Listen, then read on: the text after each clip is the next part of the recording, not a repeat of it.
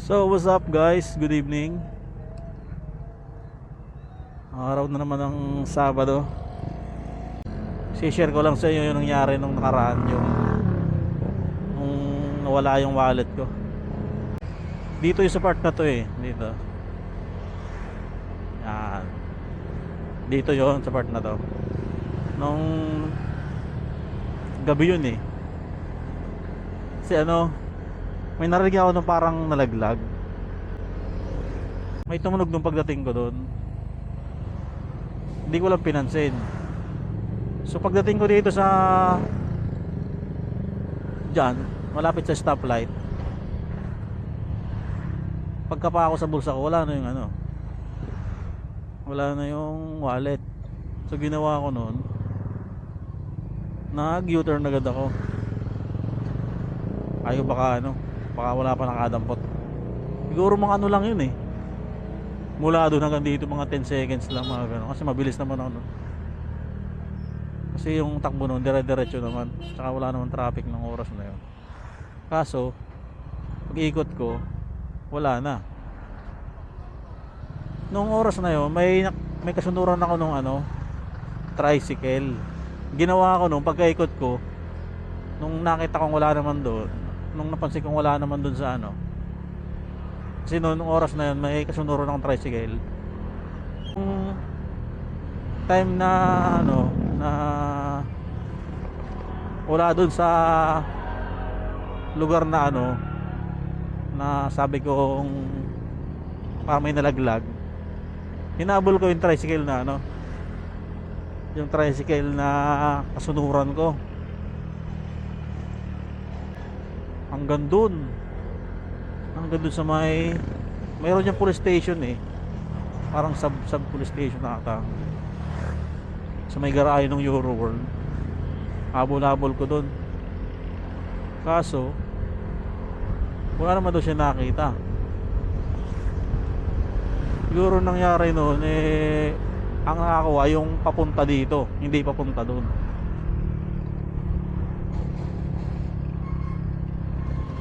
Kaya ginawa ko bahala na. Kaya ginawa ko nung sabi ng tricycle driver na wala daw siya nakita, umikot ulit ako pabalik dun sa pulo. Tapos pagdating dun, wala talaga. Bahala na. Sabi ko baka ibalik naman yun. Ang inisip ko nun yung yung mga card, ATM, tapos yung lisensya na andun din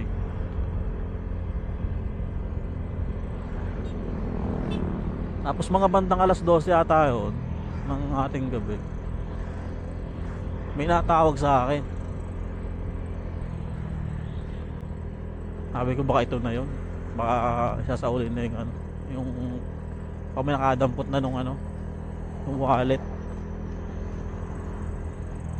Tapos nung sinagot ko nga yung tawag, nung pagkasagot ko ng tawag, tinanong agad ako kung ako daw si ganito. Siyempre yun yung sa card Nung sinabi niya na napulot niya daw yung wallet, tanong ko agad kung saan. Kasi alam mo sa pulo yung nalaglag. Tapos nung sabi ko, nung sinagot niya kung saan niya nadampo, ang layo dun daw sa sa Mabuhay, sa Mamatid na yun Tapos sabi niya wala daw laman na pera, mga card lang tsaka lisensya. So ginawa ko noon, sabi ko sa kanya, magkita na lang kami sa magkita na lang kami kinabukasan para makuha ko yung yung wallet. So kinabukasan nga nagkita kami dun sa sa Centro Mall malapit sa amin. Doon niya binigay yung wallet ko. Kaiba na nga yung salansan nung ano, nung card. Kasi alam ko naman kung paano ako maglagay dun eh.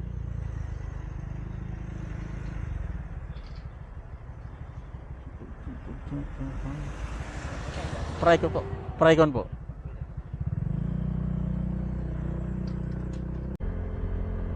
So yun nga, gano'n nangyari nung gabing yun. Tsaka ano din, puro kamalasan din talaga yung nangyari nung gabing yun. Diba una ano, nalaglag ko yung wallet. Tapos sumunod nun, ayaw gumana nung ano ko, mini driving light tsaka busina. Hanggang ngayon di pa rin nagana eh. Ilang araw nakakalipas. Tapos aray ko, wing pa ako. Ay, sakit sa mata.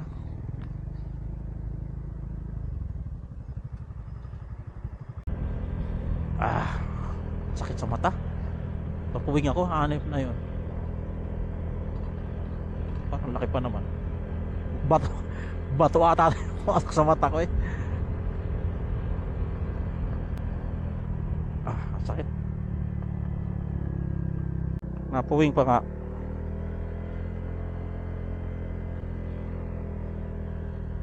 So yun na nga. Nung gabing yun,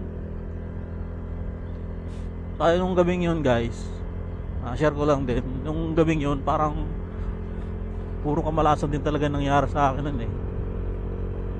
Diba una, nalaglag yung wallet.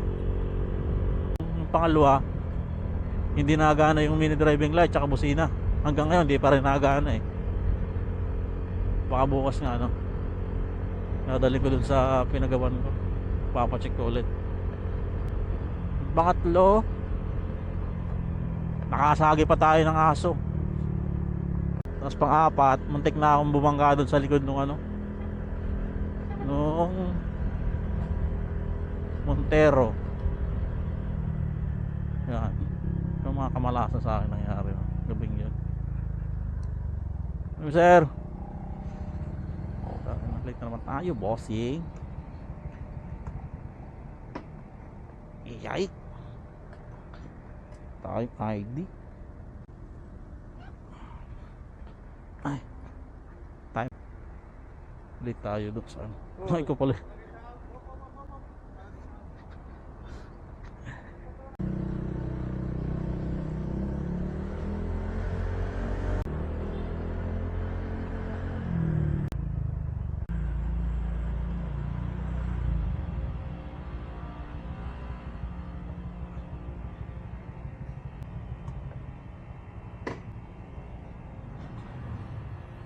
Ay. So yun, hanggang dito na lang muna guys. Dahil ako'y late na. Okay, bye bye.